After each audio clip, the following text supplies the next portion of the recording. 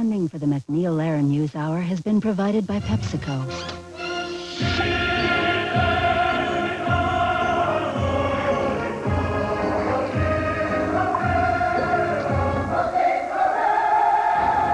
PepsiCo.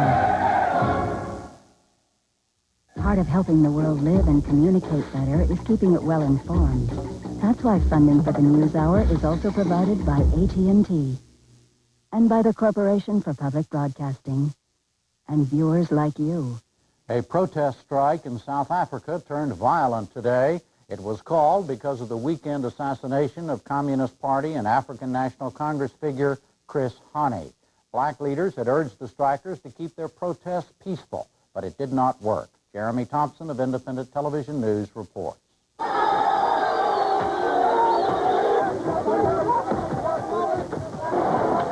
This was everyone's worst nightmare. Chaos in the heart of Cape Town. Fires burnt outside the city hall. Crowds of youths went on the rampage, looting shops, smashing windows, torching property. Vehicles were set alight. Security forces struggling to maintain control fired volleys of warning shots.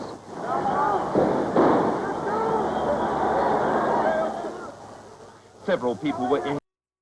Policemen, even a peace monitor was hurt, led away after being stabbed.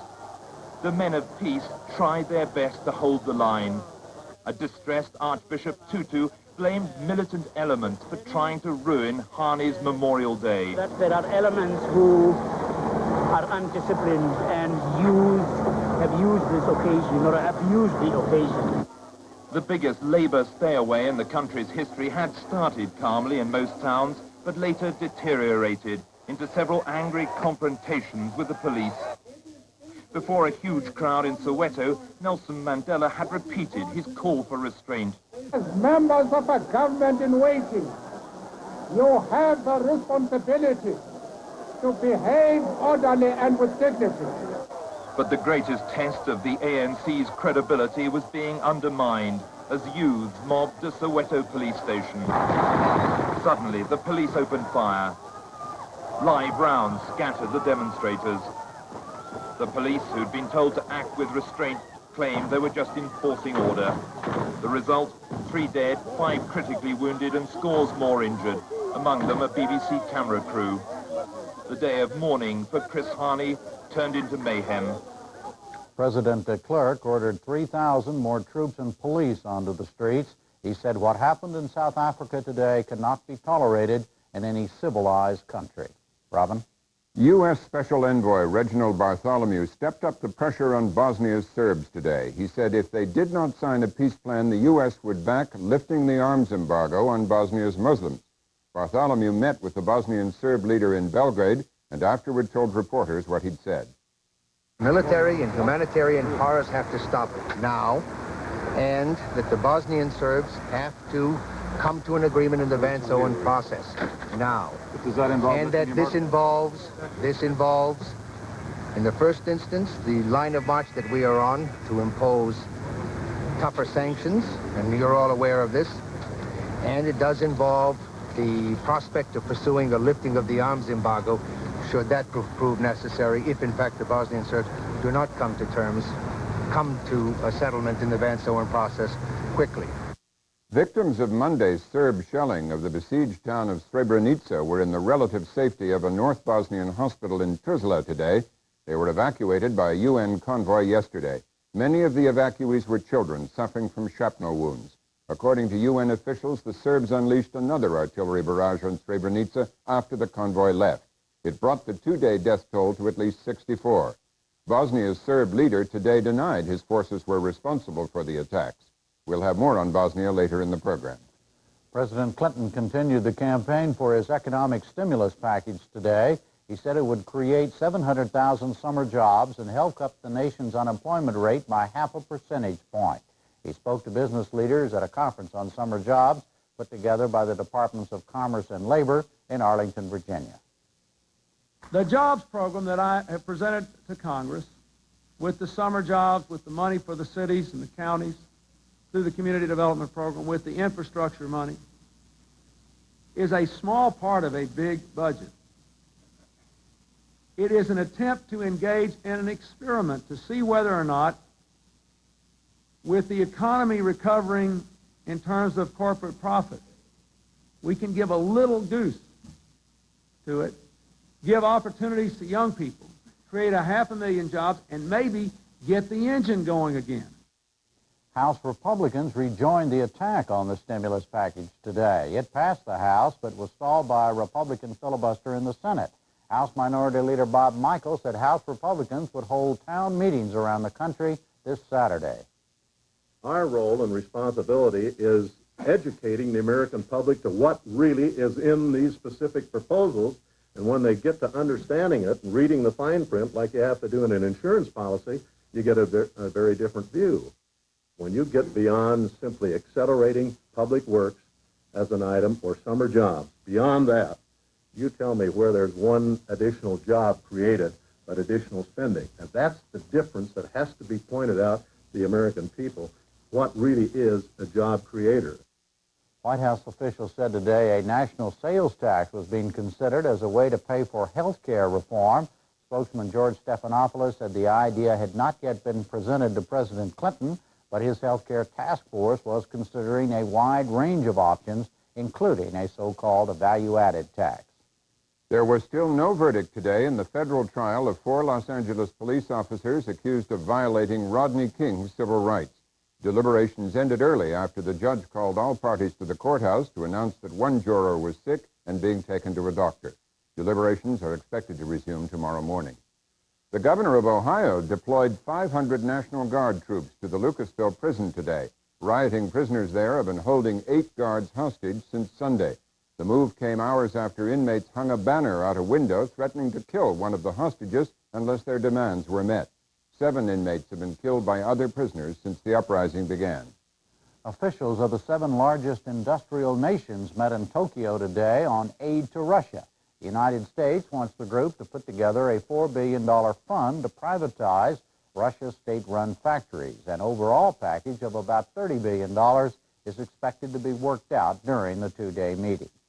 That's our summary of the news. Now it's on to Bosnia, managed competition in health care, Labor Secretary Reich, and the women of Somalia.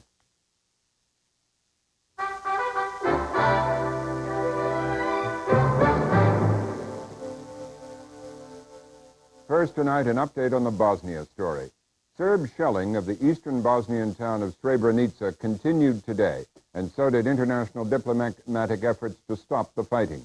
Yesterday, a United Nations convoy managed to evacuate nearly 700 Muslim women and children from Srebrenica to Tuzla. Jane Bennett-Powell of Independent Television News has a report. We caution that it includes strong material. Last night's convoy brought civilians, women and children, with the kind of wounds soldiers get in battle. Of the 700 people evacuated from Srebrenica yesterday, 27 were brought to Tuzla's hospital. Surgeons operated through the night and were still in the operating theatre this afternoon.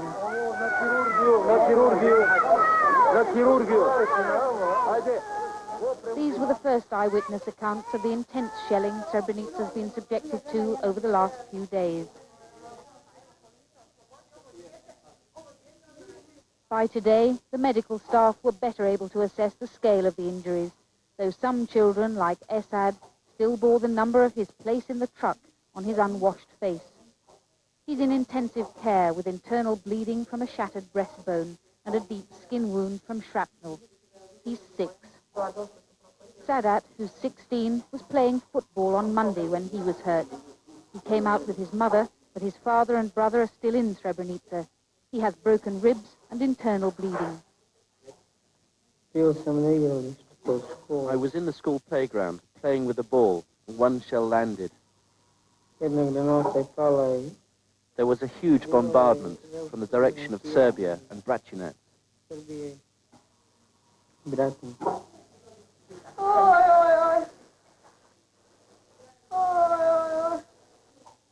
Sayad was also playing football when the first shells fell. Overnight surgery failed to save his sight. He'll never play football again, as the nurse explained. Shells hit the school. We heard 50 people were killed there. He came alone. The doctor who had examined him said that these are serious eye wounds. There was more shelling last night and today. 8 more people died and 3 times that number were hurt. A UN aid worker described Monday's bombardment as intensive and systematic in its targets, with bursts of 3 or 5 shells at a time. Radovan Karadzic, the Bosnian Serb leader, said that after inquiries, there was no evidence it came from Bosnian Serb positions. In Europe, both proximity and heavy news coverage have produced political debates over Bosnia more passionate than those in the United States. And in Britain, some of the strongest language has come from Lady Thatcher, the former Prime Minister. Yesterday on British television, Margaret Thatcher said that Europe has become an accessory to massacres. Today, there was an angry response from the government of her successor, Prime Minister John Major. We have a report from Eleanor Goodman of Independent Television News. Lady Thatcher today went on the American breakfast shows to make the case for greater Western intervention in Bosnia. We can't pass by on the other side and see those terrible things going on to innocent people. I suggest, therefore, that we revive what was a previous policy talked about but not implemented, of arming the Bosnian Muslims who've been prevented from getting arms to defend themselves by a United Nations resolution. The British government is firmly opposed to lifting that embargo, but that opposition could lead to a rift with the new American administration. Today, Reginald Bartholomew, President Clinton's special envoy to former Yugoslavia, said on a trip to the region that the U.S. would back the lifting of the UN embargo against Bosnia unless the Serbs signed a peace agreement soon.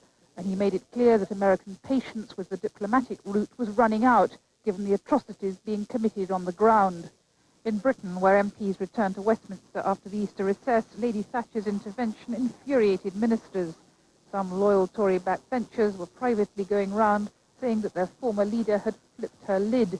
But other MPs on both sides of the House clearly shared her frustration at the impotence of the West to stop the killing. In an attempt to counter her arguments, the government agreed to make a statement. Using rather more measured tones than yesterday, the Defense Secretary said the government shared the sense of outrage about the attack on Srebrenica. Madam Speaker, the government fully shares the widespread frustration that diplomacy and military pressure have not yet succeeded and that the suffering still continues. He stressed that the sanctions noose was being drawn tighter. Then, without mentioning Lady Thatcher by name, he rejected her call to lift the arms embargo on Bosnia.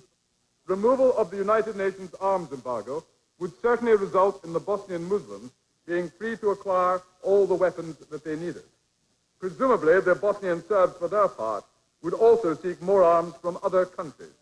The result would be to prolong the conflict and to make it even bloodier and more vicious than it is today. Turning to the calls for airstrikes against Serbian positions, he did leave open the possibility that at some future point they might be justified, but he warned that they would fundamentally change the role of the UN. The clear military advice received by the government is that airstrikes unsupported by substantial numbers of troops on the ground would be unlikely to be effective given the nature of the conflict, the weapons deployed, and the terrain. Mr. Rifkin was broadly supported by the opposition front benches. Madam Speaker, the Secretary of State is right when he says that we cannot lift the arms embargo to the Muslims. It has always seemed to us rather crazy to try and douse a fire with petrol. It never works. Although the Right Honourable Gentleman and I disagree about a number of elements of this matter, may I say to him that I believe him to be fundamentally right in resisting calls for the relaxation of the arms embargo. Mr. Rifkin was also backed by a majority of Tory backbenchers. Would my right honourable friend not agree with me that the quickest available shortcut to a general Balkan war and an escalation of the conflict far beyond the borders of Yugoslavia would be to bomb Serbian positions? But Lady Thatcher's frustration was shared by a significant minority on both the Labour and Tory backbenches. Does the government not see that it is the inevitable consequence of the present policy that ethnic cleansing will continue its course and genocide will continue because there is nothing whatsoever being done by the international community to stop it? how many more millions of people must be driven from their homes and tens of thousands of people killed before the government comes before that dispatch box with a policy commensurate with the genocide which we're witnessing. And in the Lords this evening, Lady Thatcher showed that the government's attempts to counter her arguments had in no way changed her mind. The government have left the people, although they have a right to self-defense, without the means of implementing that right against a vicious aggressor. On the diplomatic front today, Russian officials proposed a meeting of foreign ministers of the 5 permanent members of the UN Security Council to discuss Yugoslavia. The Russians suggested the meeting take place after their presidential referendum on April 25th. Still ahead, managed competition in healthcare, Labor Secretary Reich and Charlene in Somalia.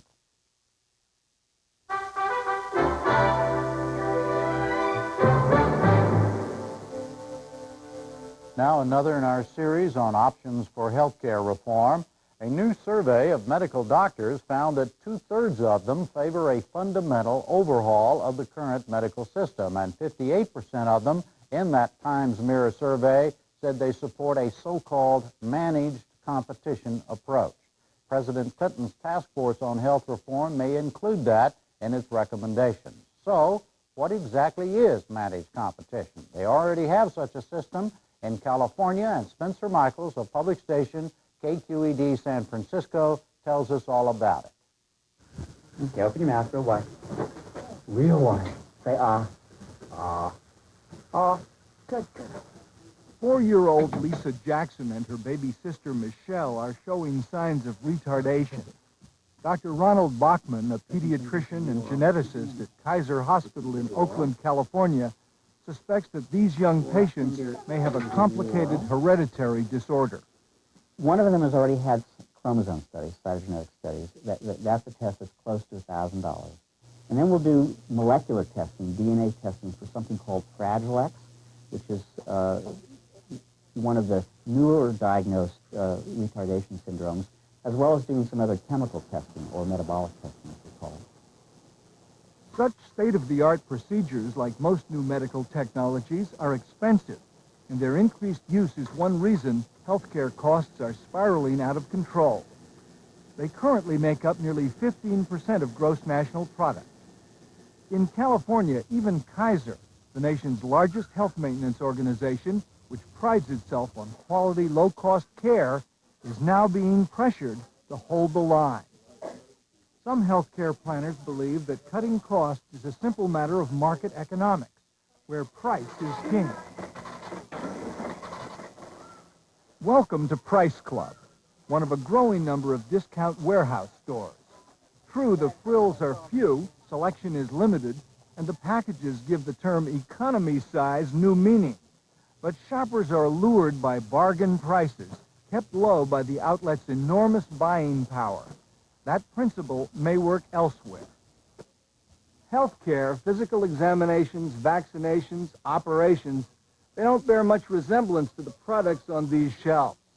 But in California, the people who manage a healthcare system for public employees have figured out that they can buy healthcare the same way that Price Club buys toilet paper or dog food.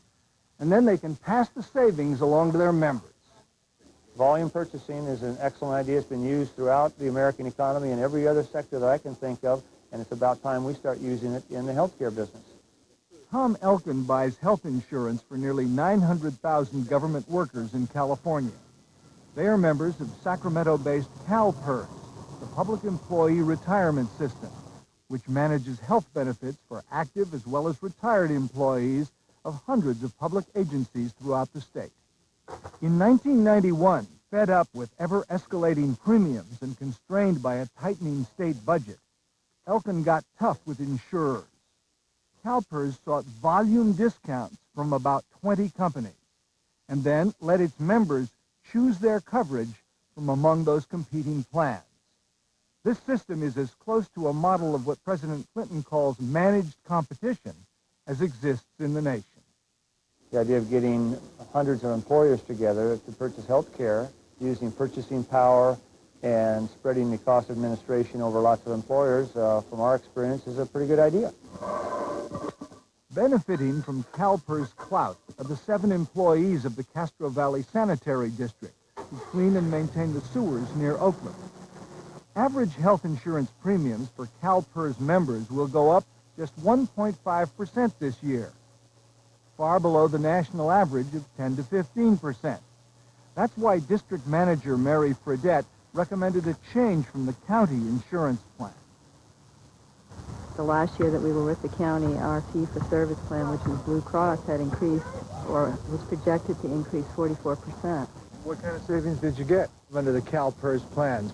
The first year that we were there, our fee-for-service plan, which was roughly comparable to the Blue Cross that we had under Alameda County, decreased between 22 and 33%. You mean the amount you were paying that the district had to pay went down that much? The amount that the district had to pay went down that much. Such savings convinced Stanford Business School professor Alan Endhoven, one of the originators of the managed competition theory, that CalPERS is on the right track. I think as a model of a purchasing cooperative, it is excellent. It works very well. Does that make it managed competition? Not yet. Endhoven believes that healthcare costs will come down only if individuals who want more than minimum care have to pay for additional insurance themselves. CalPERS has taken a first step in this direction.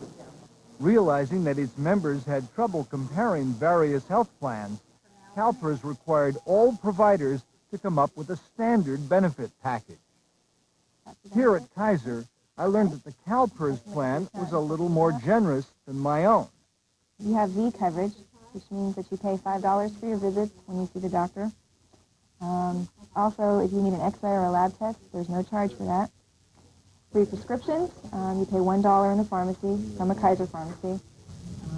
And basically, that's what you're covered for. What kind of benefits do CalPERS members get?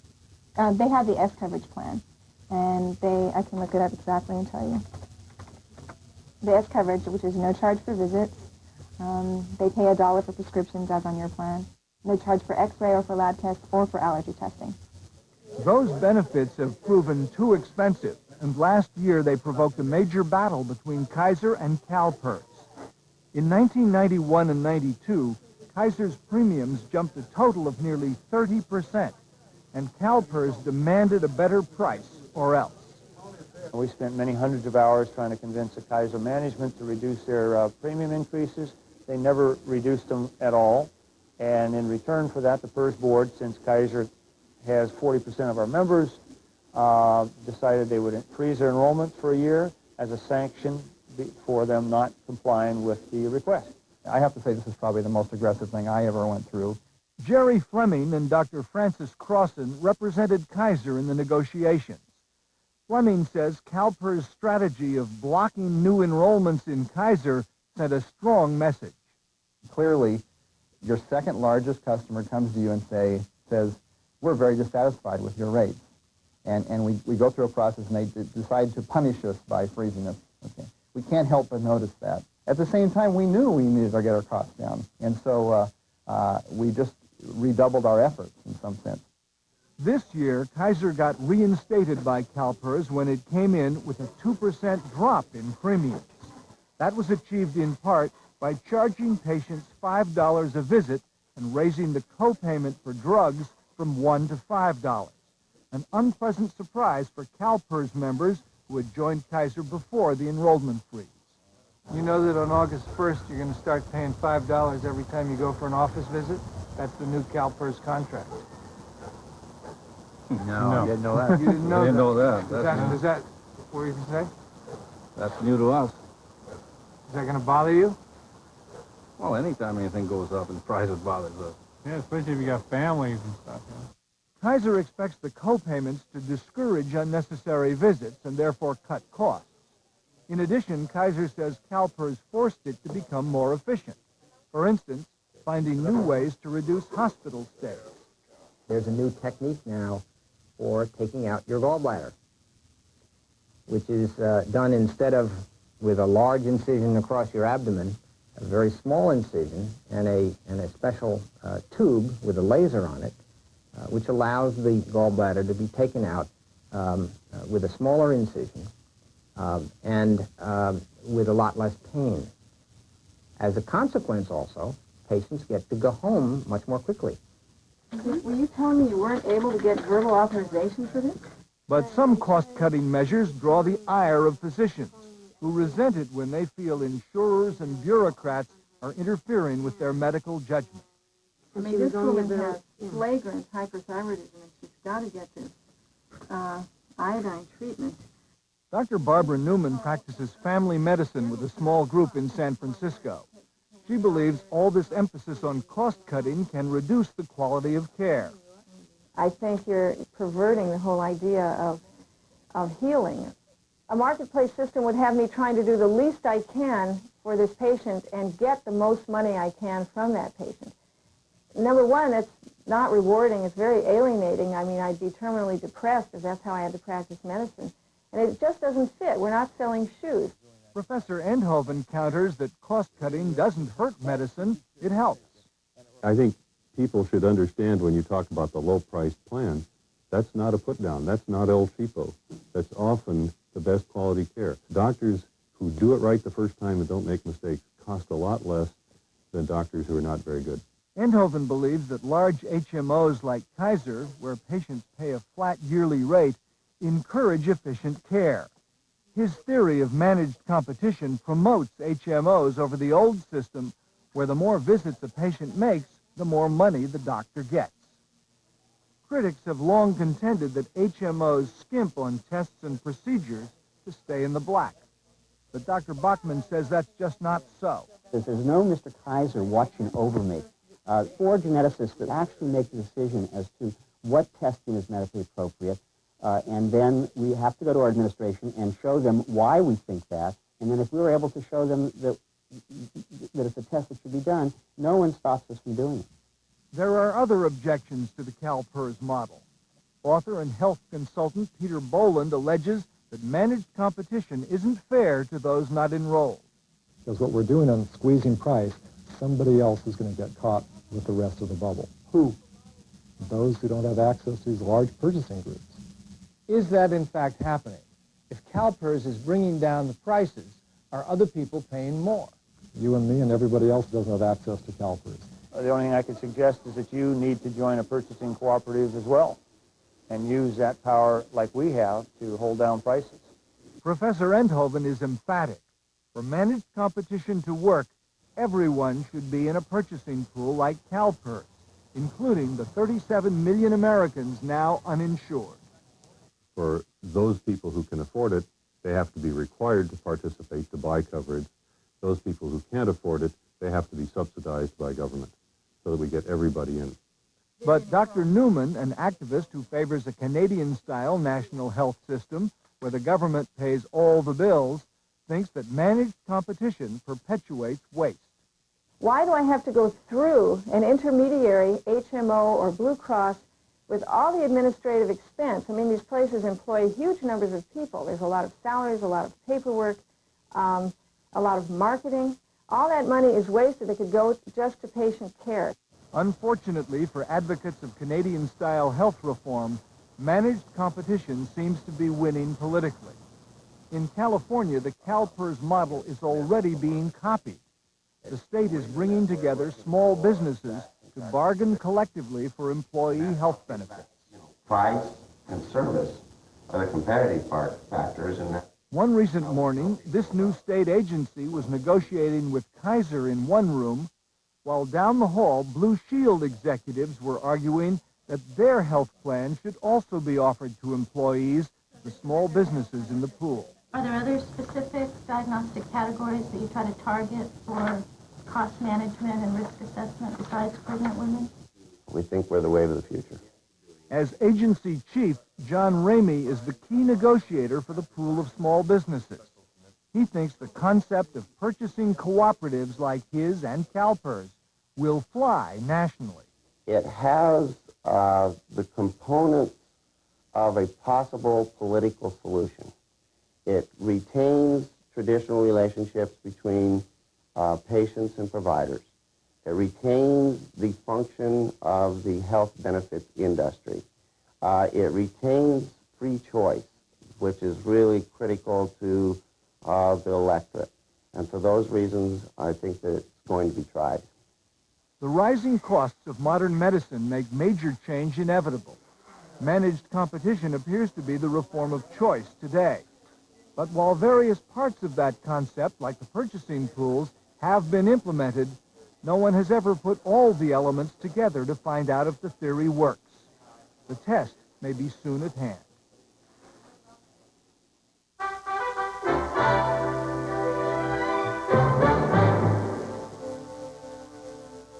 We go now to a newsmaker interview with the Secretary of Labor, Robert Reich. He took part today with President Clinton in a special conference on summer jobs. Mr. Secretary, welcome.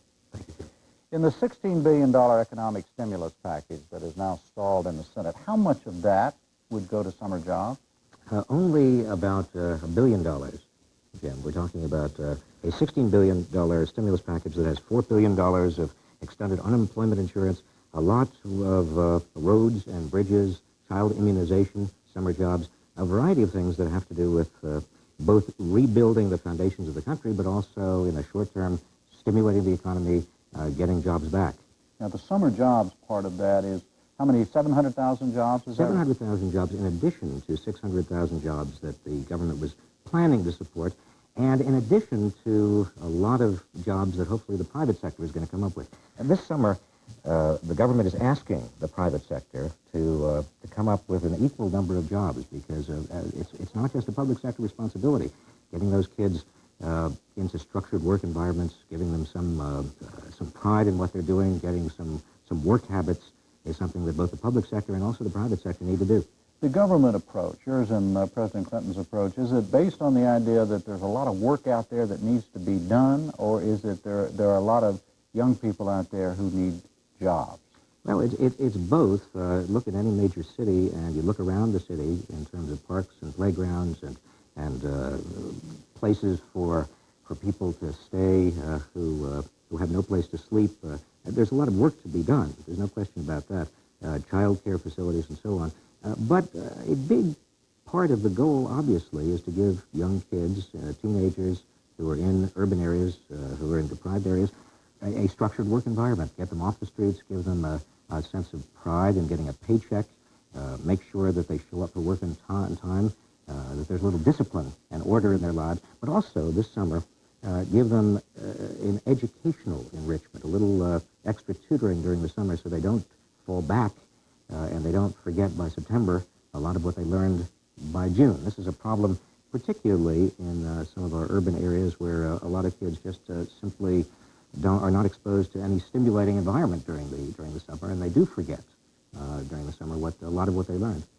House Minority Leader Michael said today the same thing that many critics of the stimulus package have said before, which is, okay, fine, no problem. You want the summer jobs program? You have the summer jobs program. It's all that other stuff that is not needed. Is the president so anxious to get this summer jobs program that he will make a deal along those lines?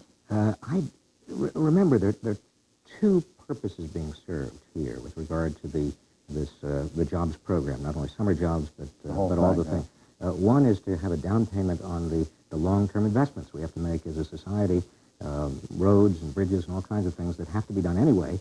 We want to do them a little bit earlier so that, number two, we can get the economy back on track. Now, granted, $16 billion is not very much. It's a drop in the bucket in a huge economy like ours, but it is at least a small kick in the right direction, and it's our judgment that the economy is not yet picking up speed. In fact, even in yesterday's news, we saw a drop in consumer spending, and we have a problem with unemployment. We're still stuck at 7% or more unemployment for the 16th month in a row.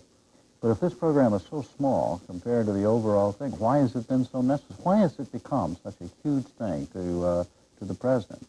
Well, again, it's small, but it's necessary. I think that there's almost a psychological gridlock out there right now, Jim. It's not just a political gridlock. It's also, you see, firms are not hiring. They're going on overtime, but they're not actually bringing on new workers. Consumer spending, as I said, is down. There's a fear out there that this economy will not really recover in terms of jobs. And if you don't have jobs coming back, you don't really have a long-term recovery. So granted, there is a psychological element. The government is going to do everything it possibly can do to get us back on track. If it takes more than $16 billion, well, it takes more than $16 billion. But the notion is we've got to at least move forward. We've got to try. And this is what I find, and I think other members of the administration find a little bit frustrating, because Bill Clinton was elected for change, to get things moving. Let's experiment. Let's try something. If it's not exactly the right thing, let's try something else. But here we have a situation in which the economy is flat on the jobs front. We've got to at least begin. But even using your term, the psychological thing here, the critics of this say, well, if that's what you really want to do, if you want to give the economy a kick, then you want to give it a real kick. In other words, with permanent jobs, help the private sector and not just go create a bunch of government jobs that are going to eventually run out and not going to do that much. Well, remember, part of the stimulation program, or the jobs recovery program, is an investment tax credit that would be retroactive right now. Now, again, there are opponents who are saying we don't want the investment tax credit, we don't want those business incentives. But the administration's point of view is that you want to stimulate both public and private investment. After all, not only in the short term to stimulate the economy, but also in the long term. I mean, one of the big problems we've had in this country, if you look at, whether you're looking at the debt, or you're looking at the disintegration of roads and bridges or our schools, is that we simply are not investing in the future. And this is sort of a down payment immediately on a long-term investment. Some people have noticed, it's appeared in print, in fact, that the president's rhetoric about the economic stimulus stifling in the Senate thus far has become, his rhetoric is getting tougher and tougher. Is this about, the Congress comes back on Monday, do you expect this thing to become a really bloody fight before it's over with? Is it that important to the president? It's certainly important to the American public that jobs come back, and I think the president's going to do everything he possibly can do to make sure. I mean, he was elected because the economy was so bad. Now, there are some indicators that the economy is bouncing back in terms of profits, a little bit in terms of productivity. But again, let me come back to this jobs issue.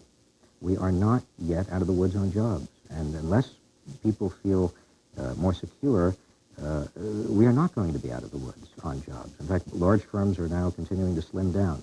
We have 10 million people who are unemployed, a couple more million people who are working part-time, rather be working full-time. We have discouraged workers, another million or more who are too discouraged even to look for work. This is not what the Clinton administration was elected to do. Let's go on to some other things that are related to your job as Secretary of Labor. You've said that labor should have a louder voice in government policy on the economy.